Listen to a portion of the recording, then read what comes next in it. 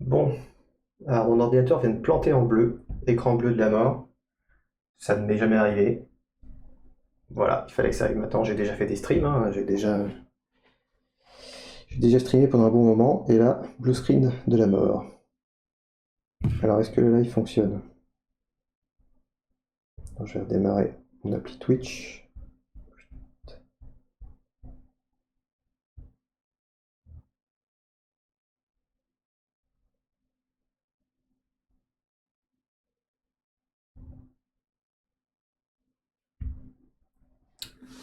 Ça a l'air d'être bon. On est revenu.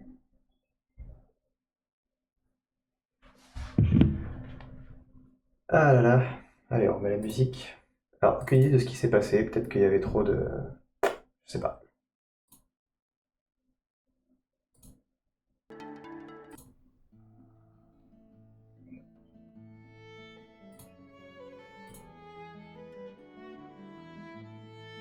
Je vais reprendre mes explications où je les avais laissées du coup. Je vais attendre que les gens reviennent un petit peu, s'ils reviennent.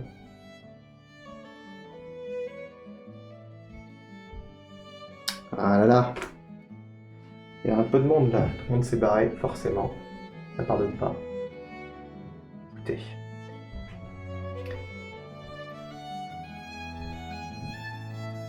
C'est bon, tout est bon.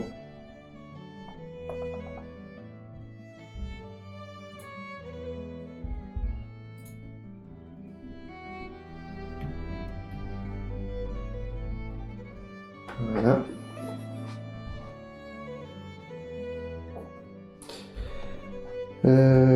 Allez, reprenons. Donc, sonde Voyager 1 et 2 en ruine sur un axe de végétation végétation extraterrestre.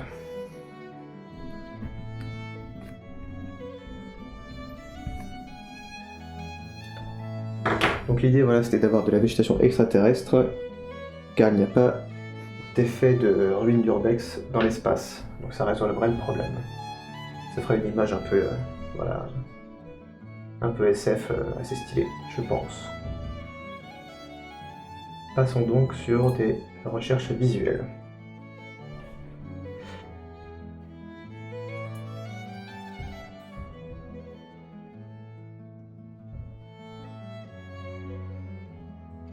On est sur le Pinterest. Wikipédia, déjà, on va voir un petit peu.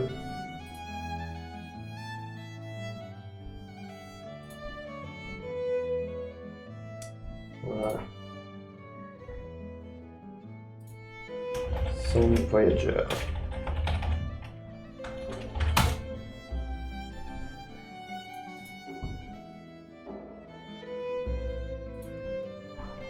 Alors.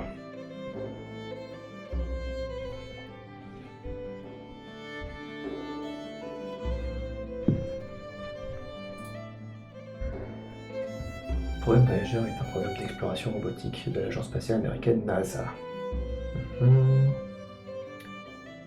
Il comprend deux sondes spatiales identiques Voyager 1 et Voyager 2, effectivement.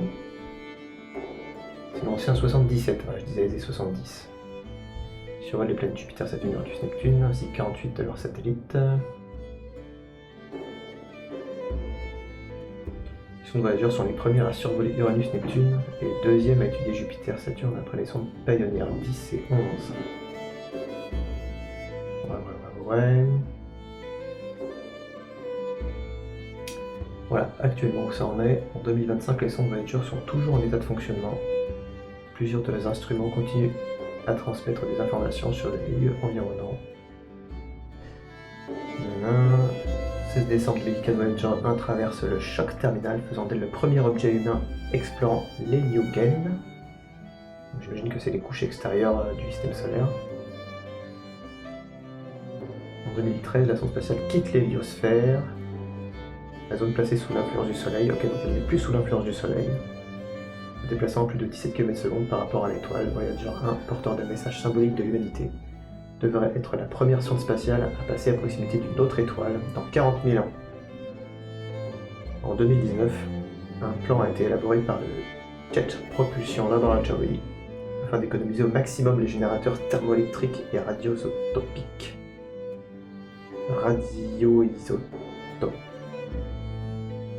radioisotopes, voilà, qui fournissent l'énergie rallongeant leur vie opérationnelle de plusieurs années.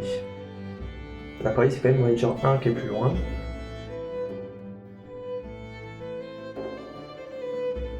C'est pas mal ça. Parce que du coup, si je représentais Voyager, ça serait bien d'avoir une idée de son échelle. Donc là, sur Wikipédia, j'ai déjà quelques images pas mal. Bonjour monsieur, vous êtes Edward C. Stone, responsable scientifique du programme devant une maquette à l'échelle 1 d'une sonde spatiale Voyager en 92. Alors ça, j'enregistre.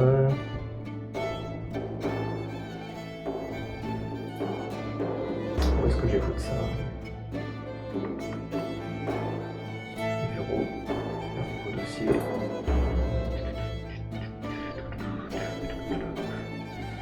Alors, ouais, c'est 2025.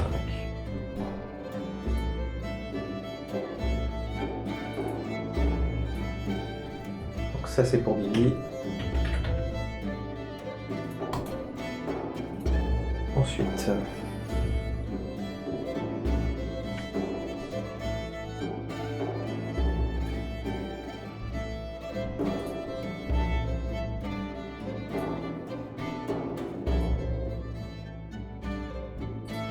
c'est la parabole. Ouais. L'antenne parabolique de Voyager. Une taille exceptionnelle pour compenser l'éloignement de la Terre. Hop, on va rester là-dedans. Bon, je sais pas vraiment l'image. Une qualité de ouf. Ouais. En fait, si ça pourrait me servir pour faire du...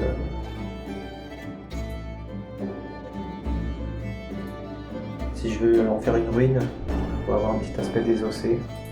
Alors le danger avec ce type de programme, c'est que si je veux commencer à faire une sonde Voyager en ruine, et que je m'inspire un peu de la réalité, je vais prendre tous les nerds du spatial qui connaissent la structure par cœur des sondes Voyager, qui vont me dire mais là il aurait dû y avoir tel élément, et là il aurait dû y avoir tel truc, etc. etc.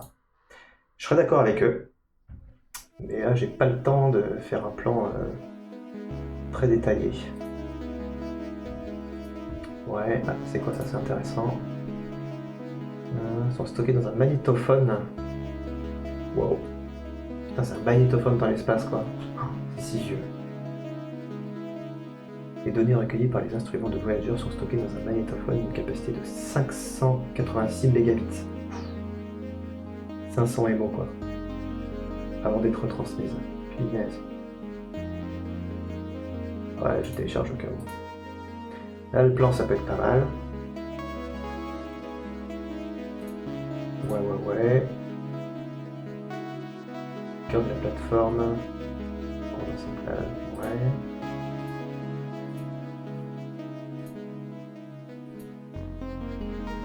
Ça peut servir. Les petits détails de ces organes, quoi. L'échelle de l'antenne par rapport à des gens. C'est pas mal aussi. Le mât supportant les capteurs du magnétomètre. Donc l'échelle du mât, ça peut être pas mal aussi.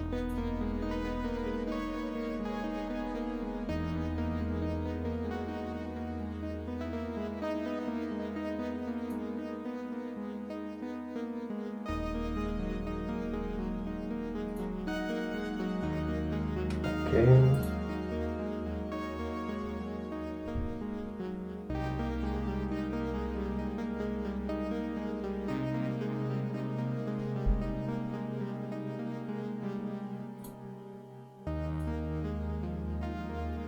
Ouais, c'est pas mal.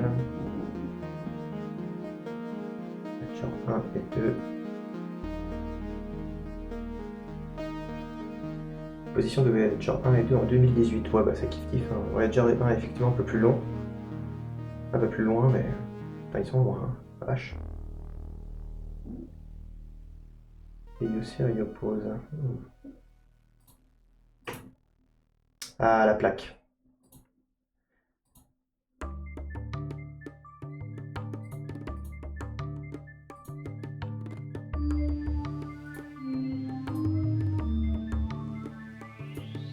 Hop, ça, La plaque, je la veux.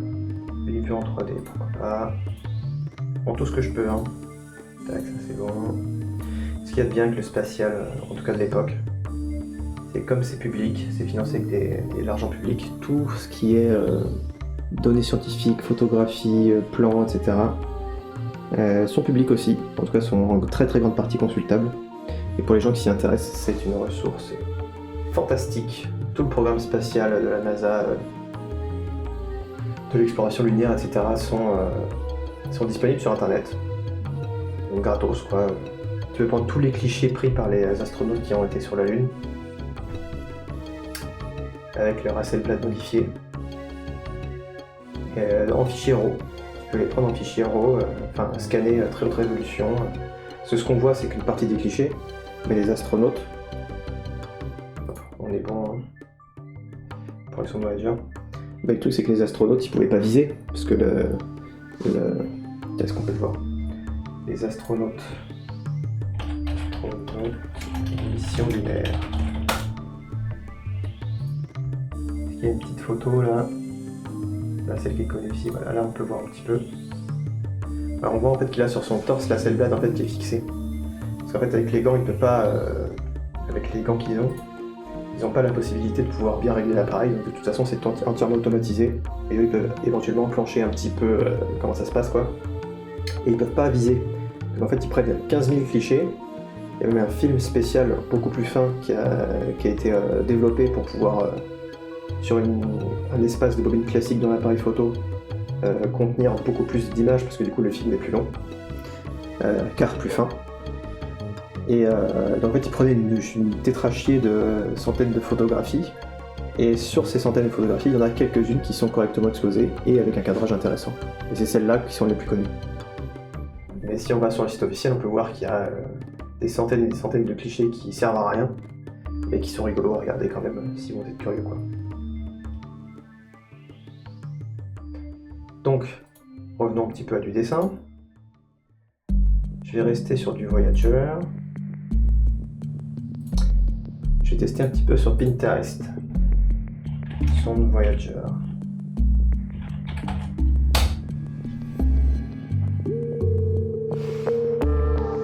Là on a le disque d'or.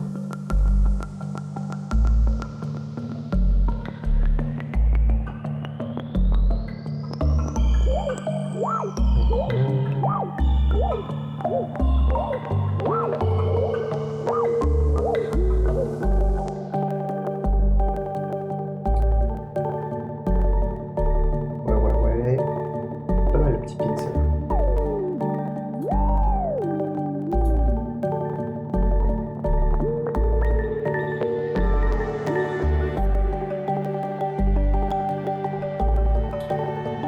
Ok.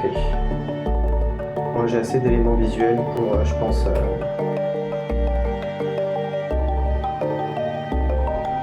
essayer de choper un petit croquis des premières recherches. Alors, on va passer à du dessin.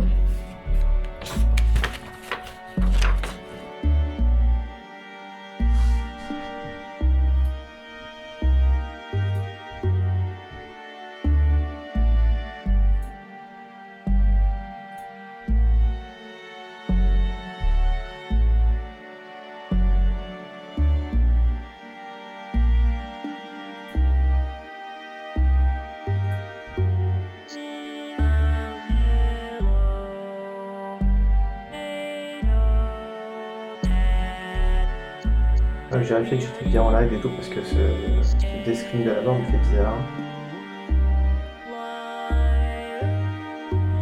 Apparemment c'est bon.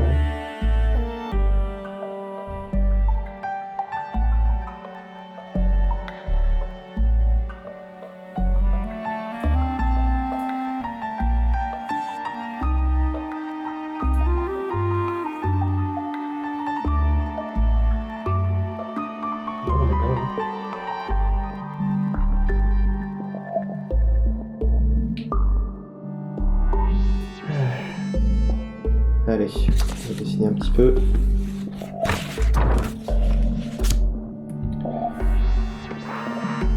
Donc, ce que j'avais en tête, c'est éventuellement un format verticale. Une espèce de ruine de sonde, comme ça, qui part dans tous les sens.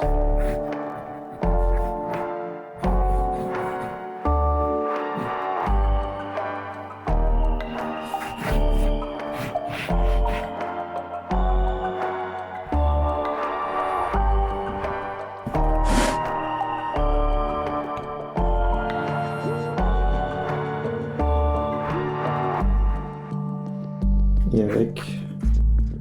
Est-ce que je fais un truc complètement SF? Avec genre une vue d'une planète avec des anneaux cachés dans le ciel, quoi.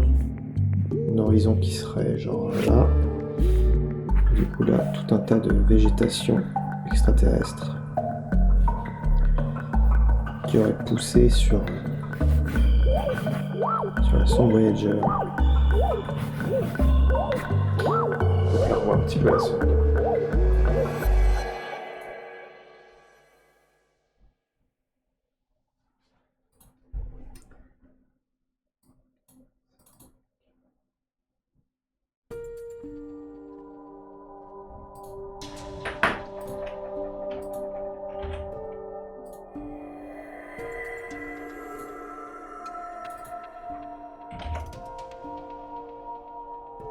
Alors...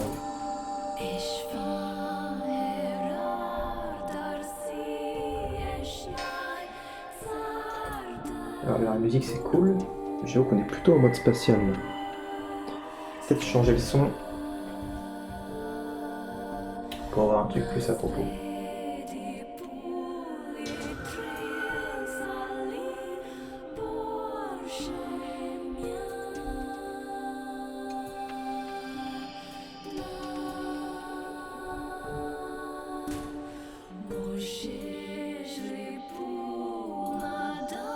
Un truc un peu plus cosmique.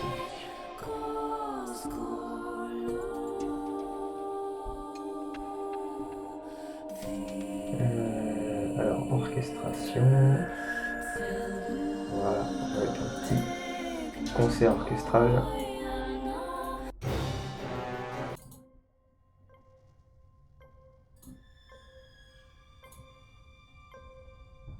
De Metroid, bien sûr.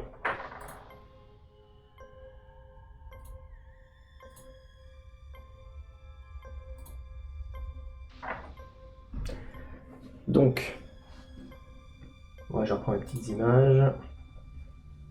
Elle ressemble pas du tout à ça, son Voyager.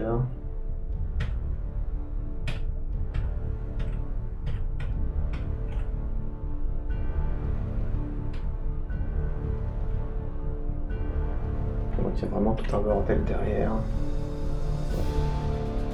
Vraiment tout un bordel ici. Là.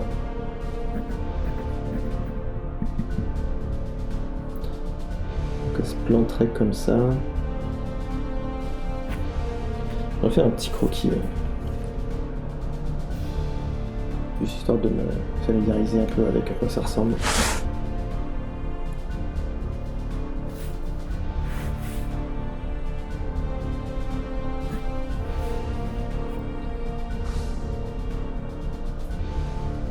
Donc t'as quand même un volume principal qui est là, t'as quand même l'antenne qui est le principal élément visuel de cette sonde.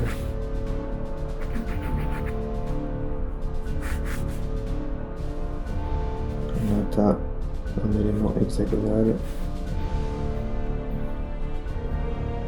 Un hexagone star. Très bien. Bon à savoir combien de facettes il a. Bon en gros c'est comme ça, c'est un croquis, hein, juste pour voir.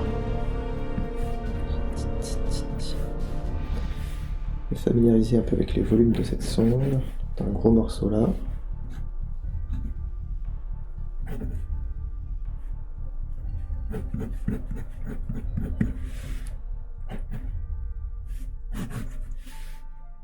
Là, une antenne là avec tout un bordel ici.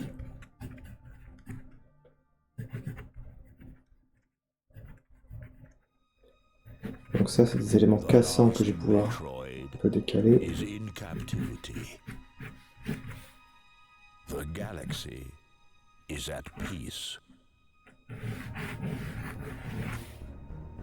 Et attention à la petite ellipse, sauf que c'est une parabole. Galère. Point focal est là.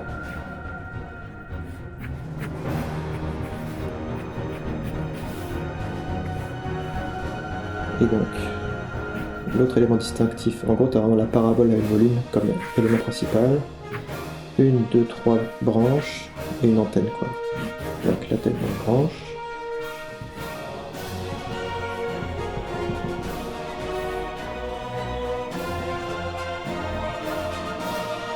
Vraiment des formes trop bizarres. Ouais, c'est tellement calculé au poil de fesse ce truc, absolument tout, je pense, est calibré pour que ça serve à quelque chose, mais du coup, cette espèce de coudée là, on demande vraiment à quoi ça peut servir. Là, t'as une antenne. T'as le truc. T'as globalement un son de Voyager. Ok.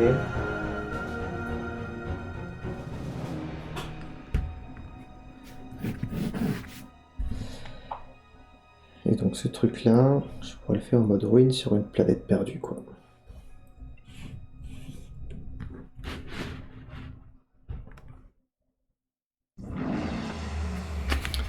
Ça, c'est une des premières pistes.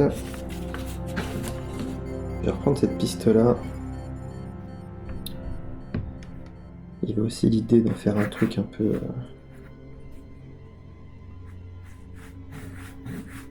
espèce de totem.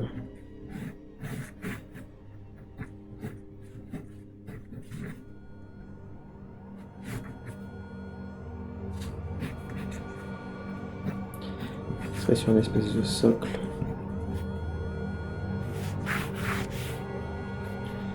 En fait, qui servirait un peu de... L'idée du musée me plaît pas mal aussi.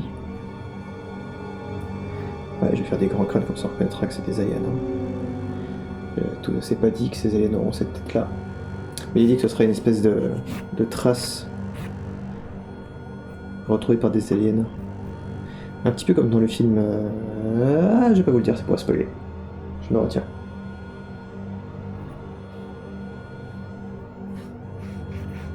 Autour des cités étranges dans le fond.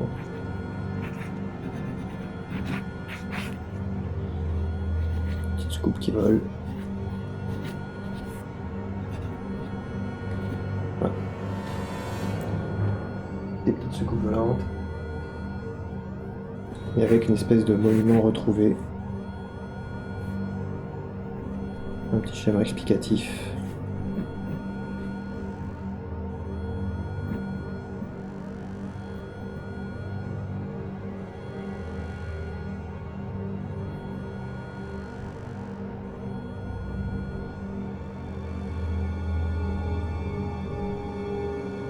Je sais pas si vous captez effectivement là où je vais avec ce dessin.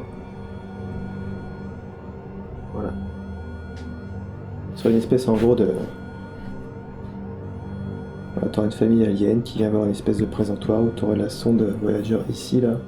Donc cette fois-ci pas en ruine mais en mode truc exposé d'un autre pays. Donc là t'auras une sorte de cité spatiale en fond avec des soucoupes volantes dans l'espace quoi.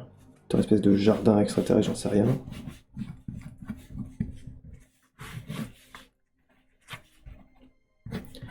Et t'aurais les traces de cette sonde visitée par des petits aliens.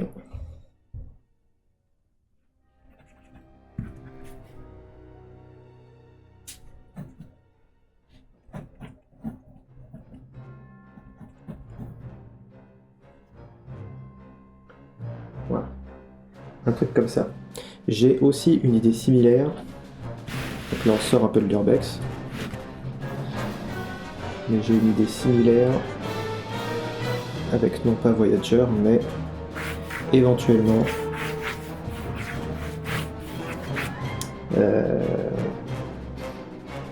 le lunisseur qui est resté sur la Lune. Vite fait des images, je vais essayer d'aller un peu plus vite cette fois. À l'unisseur.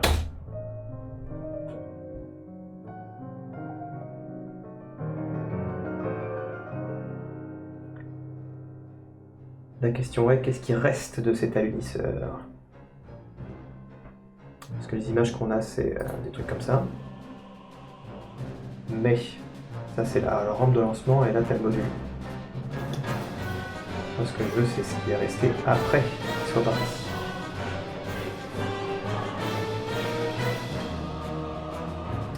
Je cherche Moon Number Now. Ça s'appelle un peu comme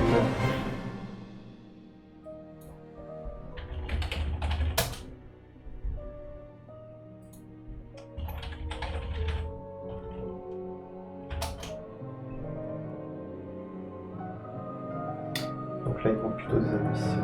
Ah c'est peut-être ça. Non, ça c'est des modules contemporains. C'est pas ce que je cherche. Si je regarde, reste émisseur sur la Lune.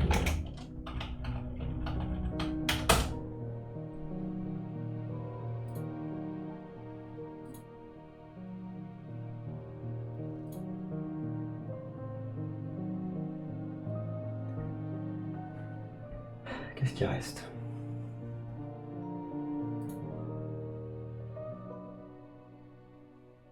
C'est la première mission.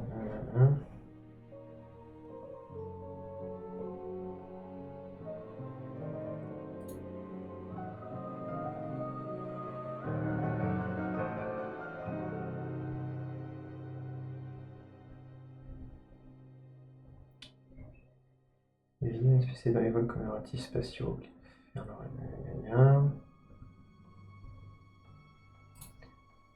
Ouais.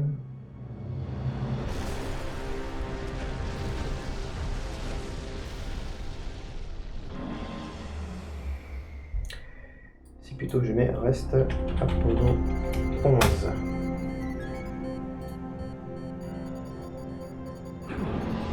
Voilà, c'est tout ça. Alors c'est une vue 3D, mais ça donne une piste d'idée dans un jeu qui s'appelle Starfield. Je pense qu'effectivement ça ressemblerait à un truc comme ça.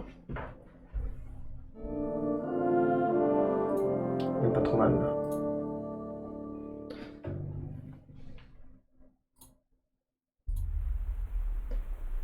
Donc là ce serait à peu près la même chose, mais en mode...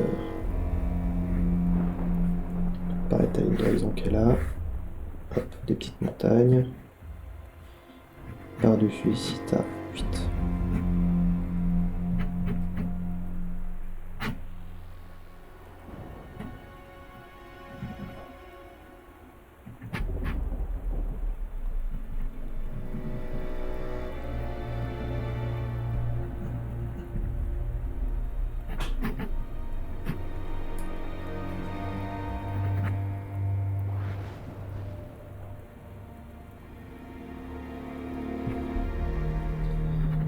Donc on a un petit exemple d'émisseur, et du coup dans l'idée ce serait pareil, tu aurais soit ça, soit peut-être plus des sortes d'exploration.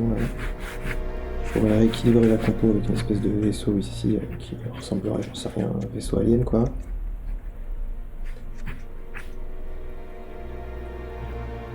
Ouais, d'extraterrestres explorateurs. C'est pas mal parce que du coup dans cette version là,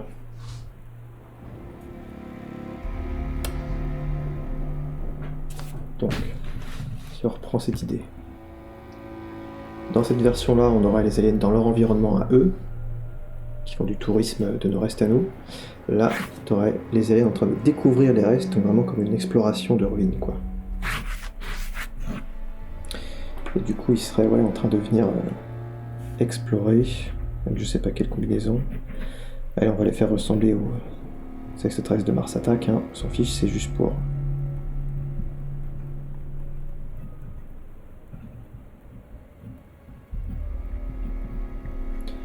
C'est juste pour la ref, enfin pour la compo quoi.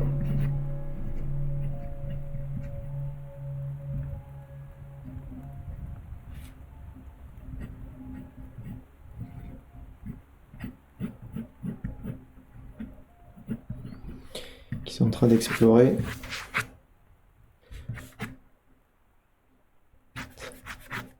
peut-être aller mettre la terre en fond. Ce serait pas mal de mettre la terre en fond. Sauf que si on met la terre en fond, elle serait beaucoup petite, elle serait genre grosse comme ça. Mais avec la terre en fond, on pourrait mettre un petit message du genre le temps a passé, que genre c'est une boule de glace, ou au contraire une boule de désertique, tout orange, ou alors sans eau du tout. Ouais, si je mets un truc comme ça et que je mets un caillou type Mars, ça pourrait être pas mal. Pourquoi ?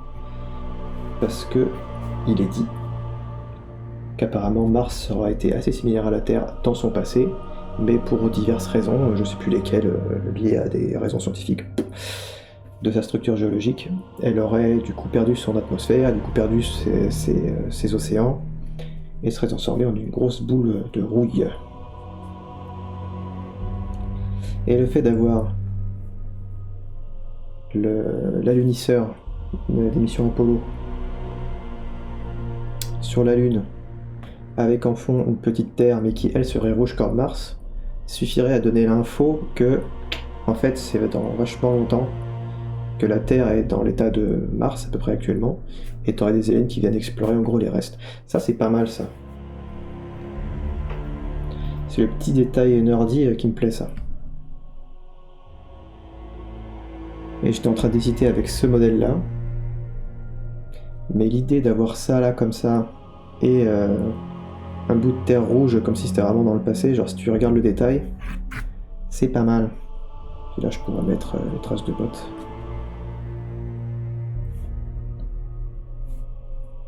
Et puis je pourrais décorer avec des traces de rover.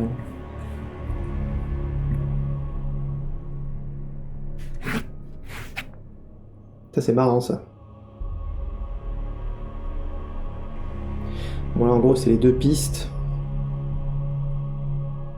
Là, on a deux pistes pour le mode reste. Je vais les noter. Piste Aliens archéologue.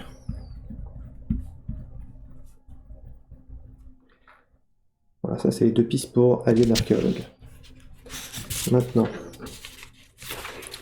il y a cette piste là qui était pas mal, qui est la piste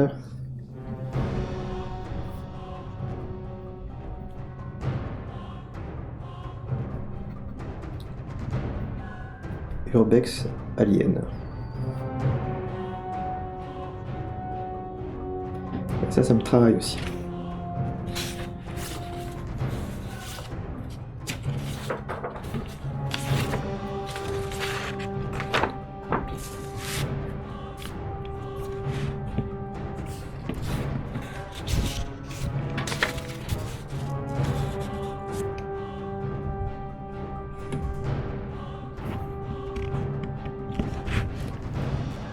Voilà un peu les idées que j'ai pour l'instant.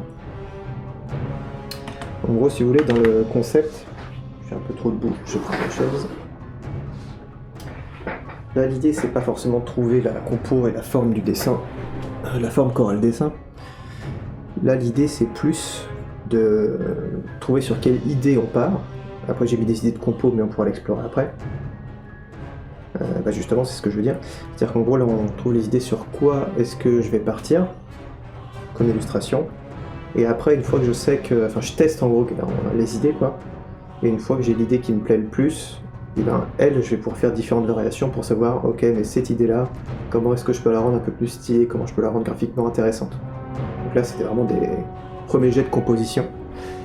Et après, on va voir ce que je vais arriver à faire comme déclinaison et comme amélioration pour rendre ce dessin le plus percutant en fonction de l'idée que j'ai trouvée ici, justement dans chacun de ces croquis.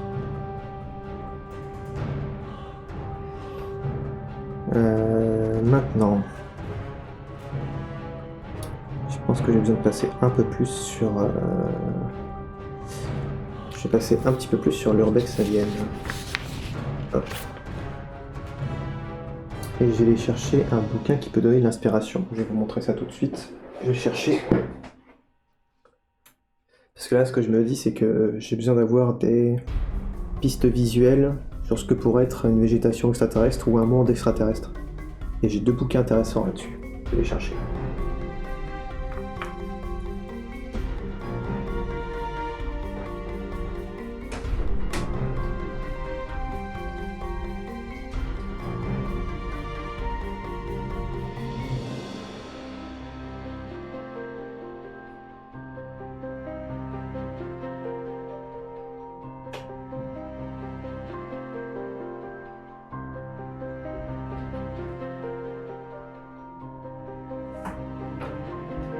Voilà.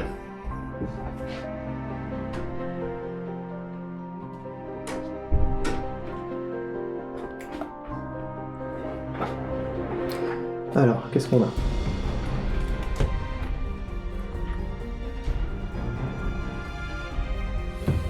J'ai déjà Aldebaran. Je sais pas si vous connaissez cette bande dessinée. En vrai, je ne m'y connais pas tant que ça sur cette BD là, j'ai découvert sous les conseils de ma compagne qui m'a dit que c'était une BD de SF classique. Et c'est vrai qu'elle est pas mal du tout. Même si le style de dessin et de couleur est un peu particulier, un peu vieillot, je sais pas si vous voyez. Moi, je me rappelle qu'à de première abord, ça m'a fait particulièrement envie. Mais voilà, on se tape des fois des délires comme ça. De pure SF complètement folle, vraiment bien dans son jus rétro. Et l'histoire en tant que telle est aussi vachement bien, quoi. Donc en vrai, les dessins sont bien. En vrai, les dessins sont beaux, quoi. Ils sont bien faits. C'est juste dans un style qui est assez vieux et très rigide que moi je n'apprécie pas particulièrement, mais dont je reconnais les qualités dans cette BD là en tout cas. Après les couleurs sont bien flashy. Hein. En tout cas voilà, t'as des bons délires. Des fois tu te tapes sur des trucs comme ça. Voilà, une grosse bestiole chelou. Et en vrai j'avais cette petite ref au Capitaine Haddock. J'avais cette ref là en tête parce que voilà, il a développé, il a quand même bien pensé la faune et la flore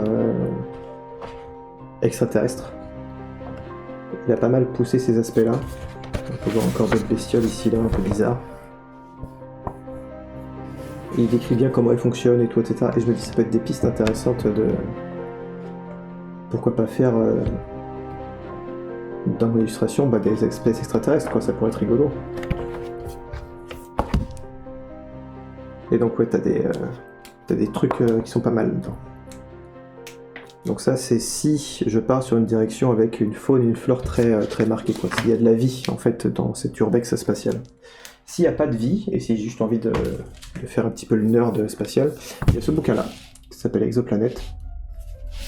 Donc d'un scientifique qui s'appelle David Fossé, qui a eu la gentillesse de me faire une petite dédicace en plus. Lui, c'est ce monsieur-là. Qui a fait un bouquin qui parle de la découverte des exoplanètes, des premières exoplanètes, et qui analyse en fait quel serait l'environnement et à quoi pourraient ressembler les exoplanètes qu'on a découvertes.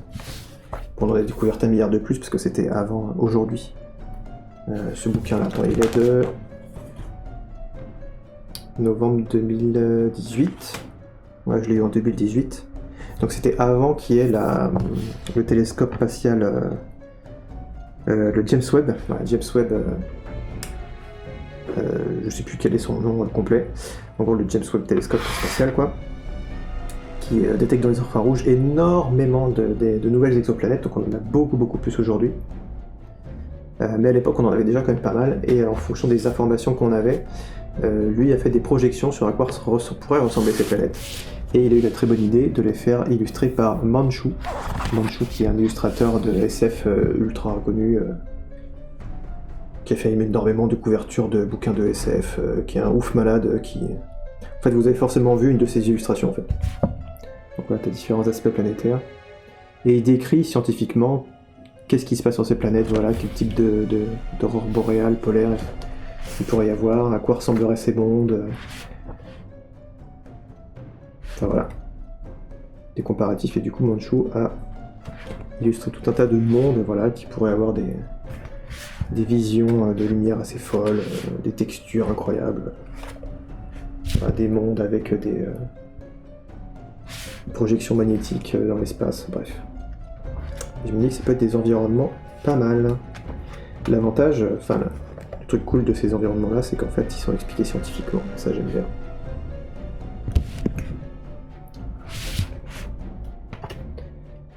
Je vais regarder un petit peu ça. Une planète telle vue depuis un vaisseau spatial. A pale orange dot. Ça, c'est des mondes qui pourraient ressembler à la Terre. Voilà. Quelques petits quelques petites inspirations de monde extraterrestre. Voilà, qui sont bien sûr complètement inventées, mais avec une petite dose de hard SF pour se dire ah, ça pourrait ressembler à ça quoi. Voilà, illustration de Manchou. Hein. Juste ça en tant que tel, moi ça me va. Hein. Donc partir sur un truc un peu comme ça, voilà, avec des sortes d'aspects très. Oh, c'est fou quoi. Si je peux arriver à mêler voilà, des illustrations comme ça avec mon urbex spatial, je serais content quoi.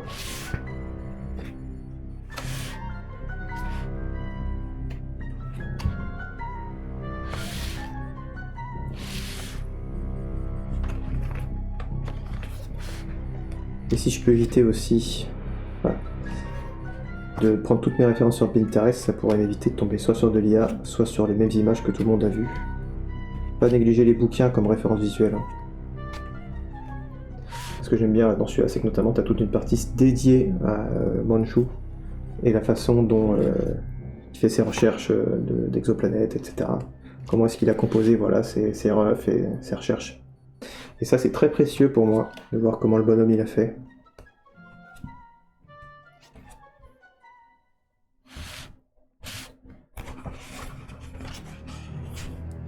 Voilà, les illustrations qu'on a vues tout à l'heure, les recherches de volume, de craquelure, de texture. Voilà. Ça, c'est pas mal. L'idée, c'est d'arriver à des trucs un peu comme ça.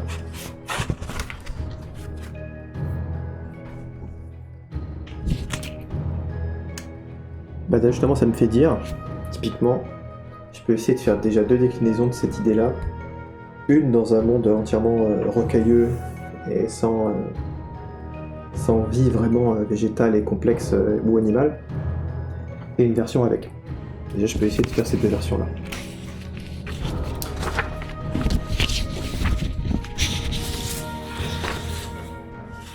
Mais les côtés touristes sont pas mal parce que ça peut vraiment faire un peu vieille cool SF, et ça j'aime bien aussi. Je vais prendre ma ref ici.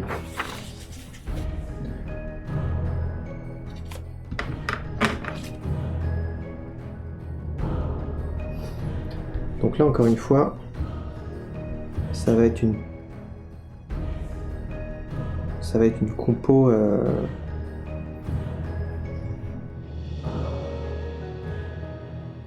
voilà, je fais un premier, parce que là j'ai là en gros j'ai cette compo là en tête là, avec la sonde en bas à droite, un horizon avec une vue un peu sur l'environnement à gauche et éventuellement quelques éléments dans le ciel quoi. Donc j'ai gardé celle-là pour tester mes idées, mais bien sûr, une fois que j'aurai fait ces tests là, comme j'ai dit tout à l'heure, je ferai des déclinaisons de ces tests là pour voir ce qui peut ressortir le mieux en fait et trouver le meilleur dessin possible.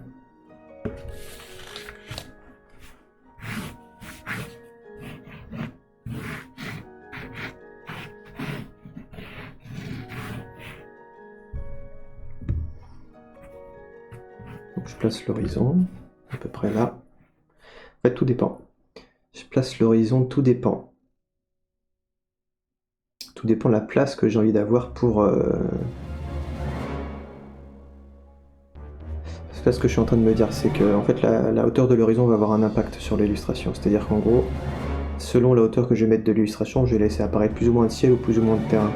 Et du coup, dans mon illustration, si c'est l'aspect du terrain qui m'intéresse le plus, il vaut mieux que je place l'horizon un peu plus haute, histoire d'avoir plus de place pour placer des éléments. Limite, voilà, si je la place haute, même plus là, et ben je pourrais avoir une vue un peu plus, presque en hauteur, surplombante sur l'environnement, avec des éléments en premier plan. Si je la place plus basse, ce sera plus des éléments en premier plan. Ouais. Tout dépend aussi si les éléments que je veux placer sont hauts ou pas, enfin bref. Voilà. Faut vraiment s'imaginer genre l'environnement qu'on a en tête et se balader dedans avec un appareil photo, où est-ce que tu te places quoi. Je me figure souvent, comme j'ai un passé de photographe, je m'imagine souvent en tant que photographe dans les environnements imaginaires auxquels je réfléchis, et je me dis où est-ce que je me place, comment je cadre mon image, mais mentalement.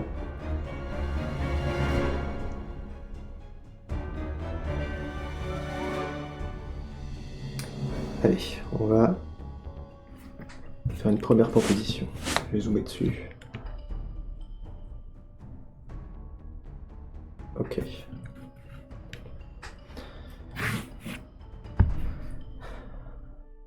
Changeons un peu, faisons l'aspect surplombant. Je vais voir comment il a fait justement dans ses îlots de Manchou.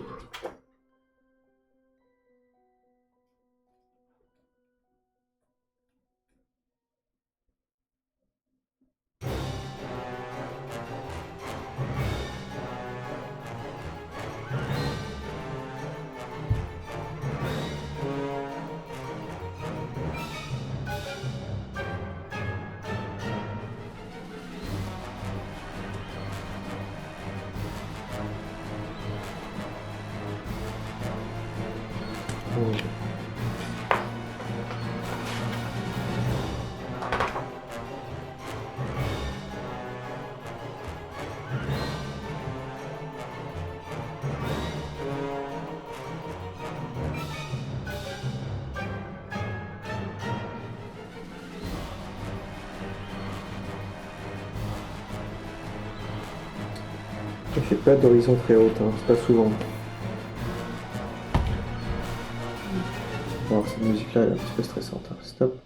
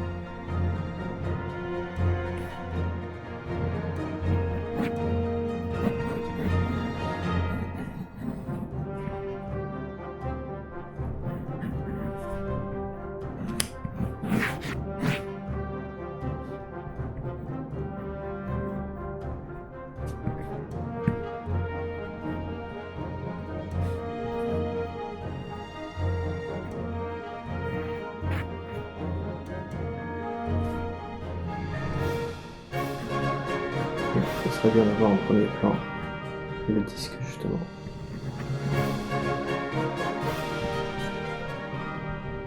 Le disque qui a le message, la bouteille envoyée par l'humanité.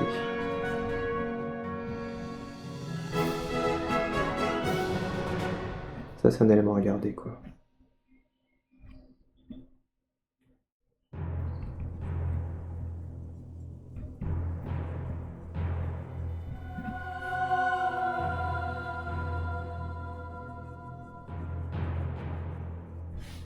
Là, il y aurait une espèce de rayon lumineux,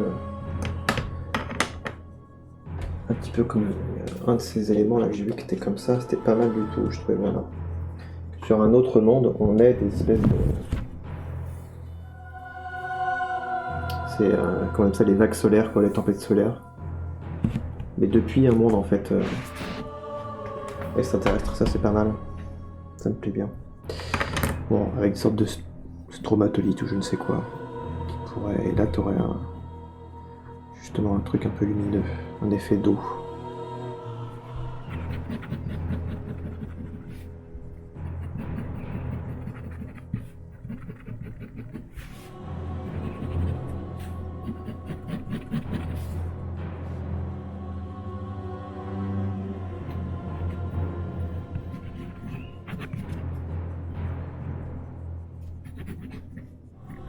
Je peux en mettre 2 soleils.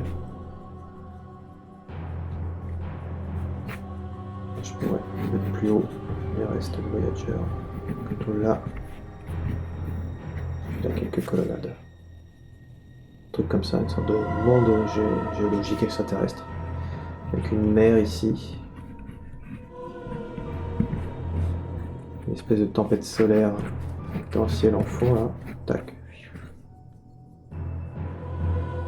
En premier plan, l'antenne à moitié, soit à moitié dans l'eau, soit à moitié dans la terre.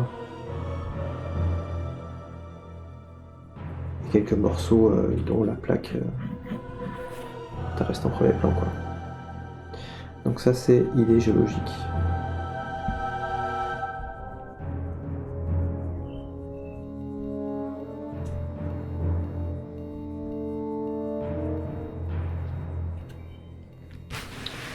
On va partir maintenant sur l'idée,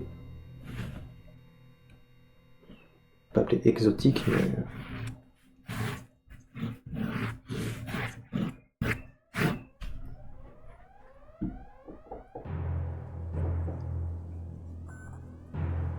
je vais le renverser pour pas... non, je vais mettre un petit papier par-dessus.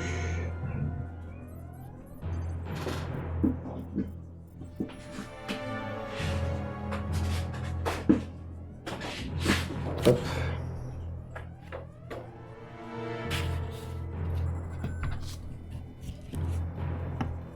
Voilà.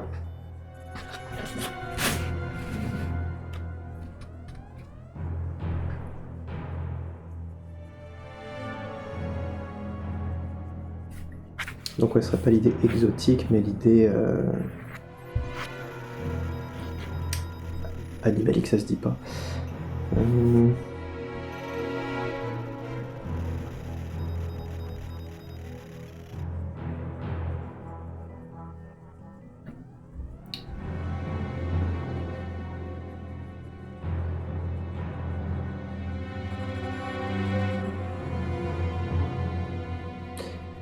Voilà, l'idée exobiologique. Voilà, l'idée exobiologique.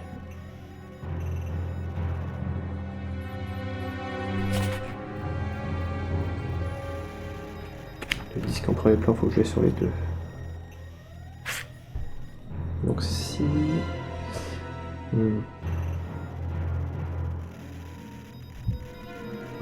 Si la sonde Voyager s'écrase sur un monde...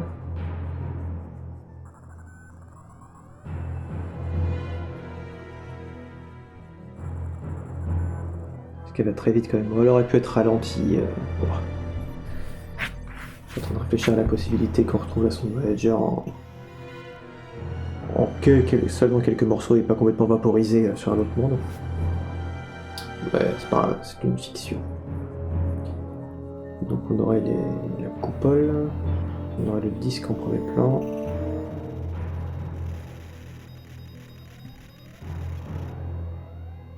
Disque qui aurait pas mal de rouille sur lui.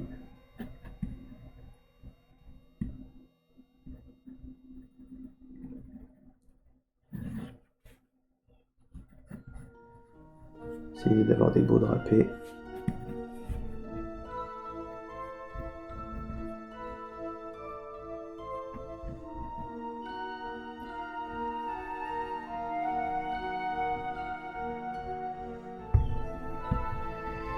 Et pliure.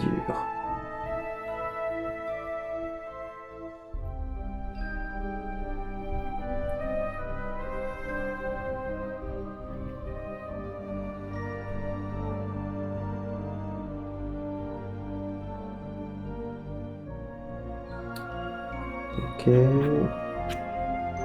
vais peut-être composer comme ça.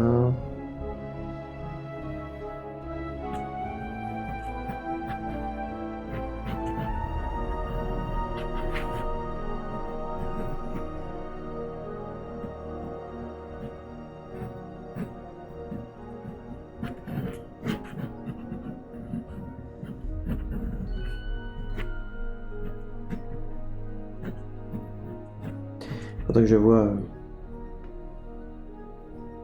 quoi ressemble vraiment l'intérieur de cette antenne.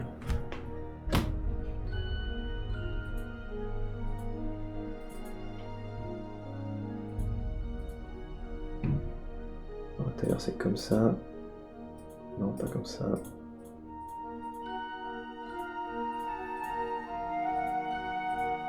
C'est fou, avec toutes les photos que j'ai prises, il n'y en a pas une qui montre vraiment à quoi ressemble l'extérieur, quoi. J'ai que vraiment une vue de côté.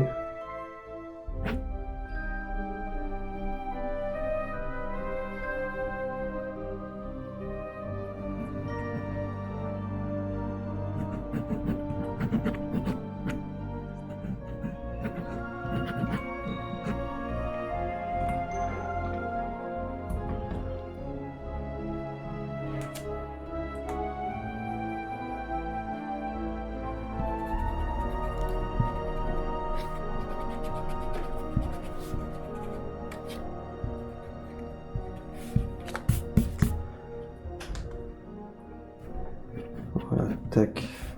T'as le disque en premier plan. L'antenne peut-être plus vue de côté, ouais, effectivement, plus comme ça. Ce serait plus graphique. Et donc là, l'idée, c'est à la fois de rappeler un petit peu le truc de Voyager, donc comme ça, là. Une sorte de ferraille de l'espace, quoi.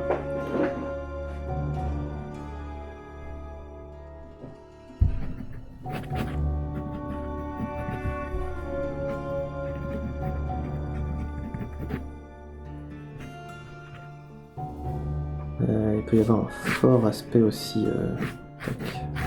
une bonne diagonale et à son bras. Voilà. Là-dedans, maintenant, il faudrait que je foute de la végétation extraterrestre, rien que ça.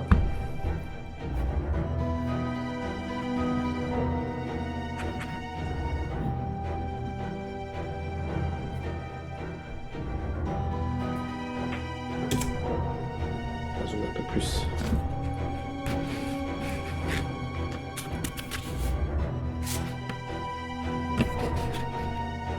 Tac.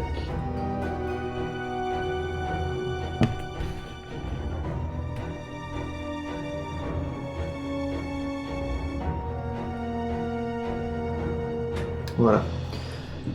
Donc là-dedans, j'ai ma diagonale. Il faudrait que je fasse une petite végétation extraterrestre. Une petite faune extraterrestre. Là, j'improvise des bestioles. Hein.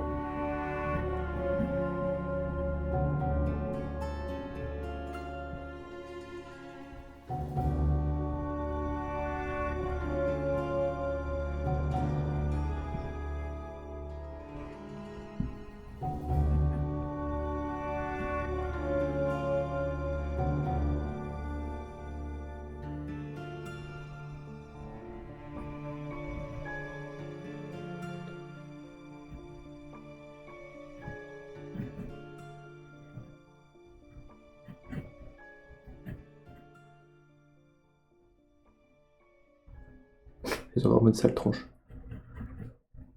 C'est pas grave, c'est juste pour dire, il y aura des trucs qui regardent.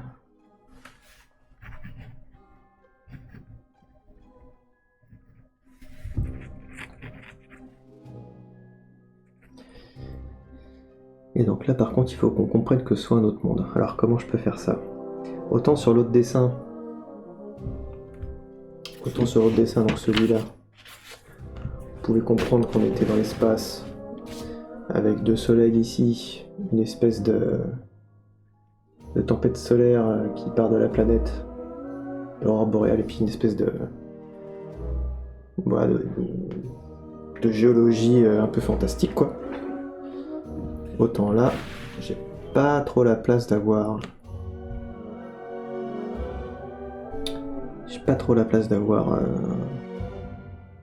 une vue sur l'environnement.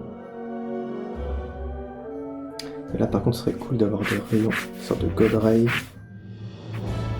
qui tombe dessus, qui perce à travers une sorte de végétation chelou. Je pense que j'ai fait une espèce d'arbre champignon, ça suffira largement.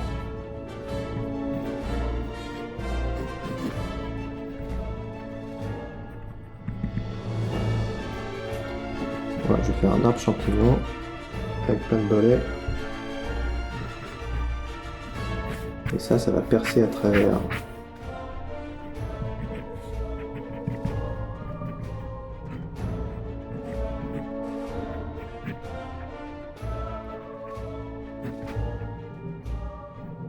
Une espèce d'ouverture ici depuis laquelle ces petites bestioles viennent.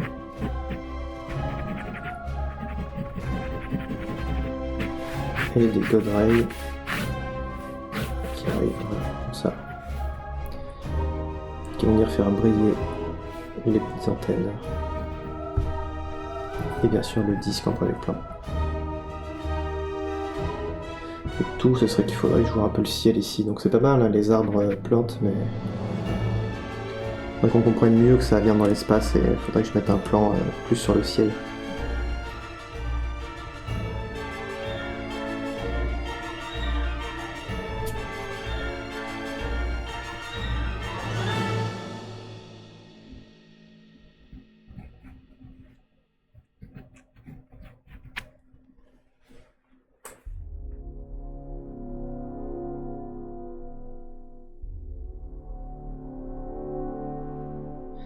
Bon, j'ai un souci, c'est que ça me plaît aussi. Tout me plaît.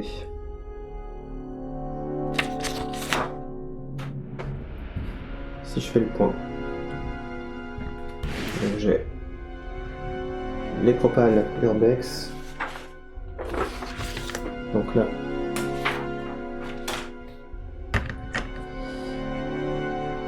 ça c'est piste AN archéologique, et donc là on est sur la piste Urbex spatial. Urbex alien même.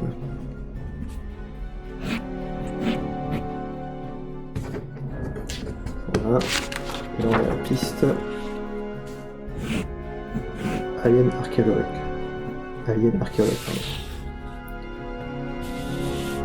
C'était compliqué d'avoir l'aperçu tout en même temps.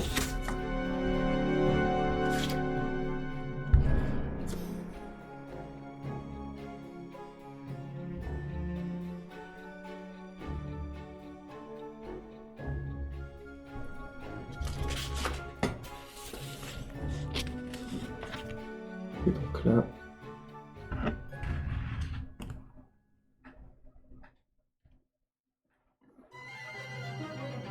je suis embêté, tout me plaît.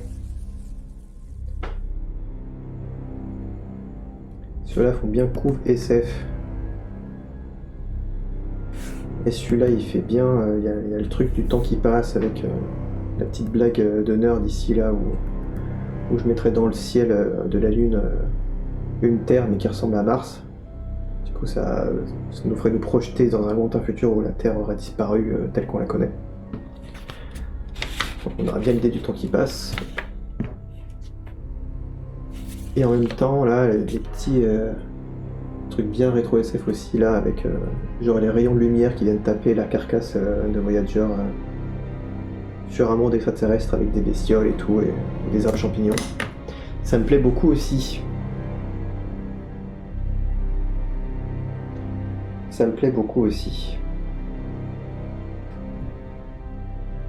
Combien de temps ça fait que je l'avais là? Ça fait qu'une heure.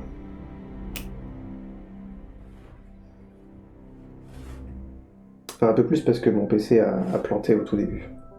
Ce qui fait que toute la réflexion qui a été faite en mode oral, genre ce petit topo que j'ai fait ici, là. Tout ça là, c'est sur une autre vidéo du coup. C'était les premiers axes de réflexion.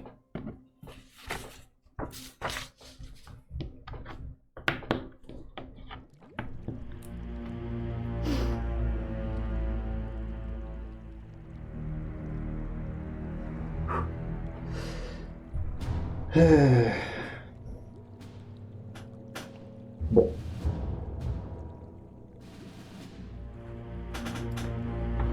Bon. Écoutez, à partir de là, moi je pense qu'il faut que j'y réfléchisse un peu posément.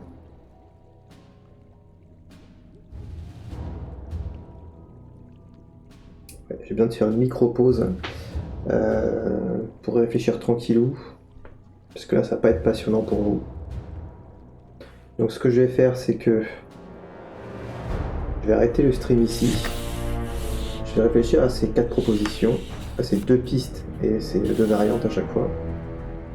Et je vais peser le pour et le contre, et puis je reviendrai tout à l'heure pour une pause de... Il est 16h.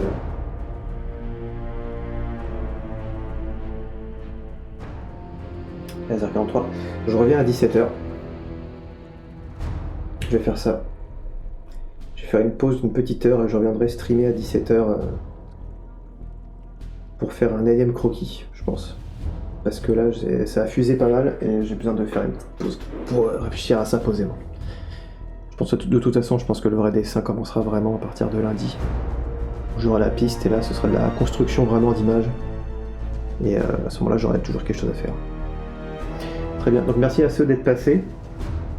À ceux qui sont passés d'être passés, celles et ceux qui sont passés. Donc moi je fais une micro-pause pour réfléchir à ces 4 pistes. Donc je redis vraiment tourisme, la piste alien archéologue, avec une sorte d'exposition, soit l'exposition du Voyageur 1, et puis dans une cité alien, une sorte de mise en scène muséale, quoi. Soit la découverte du coup de la plateforme de l'alunisseur d'Apollo 11 par une espèce alien, mais qui se passerait dans un lointain futur. Ou alors la piste Urbex alien, et du coup là ce serait sur des ruines du vaisseau, donc soit dans un environnement géologique extraterrestre, soit dans un environnement très foisonnant de vie extraterrestre, et du coup vraiment avec des pousses qui auraient émergé dessus, etc., etc. Donc voilà, je reviens à 17h, et à plus tout le monde.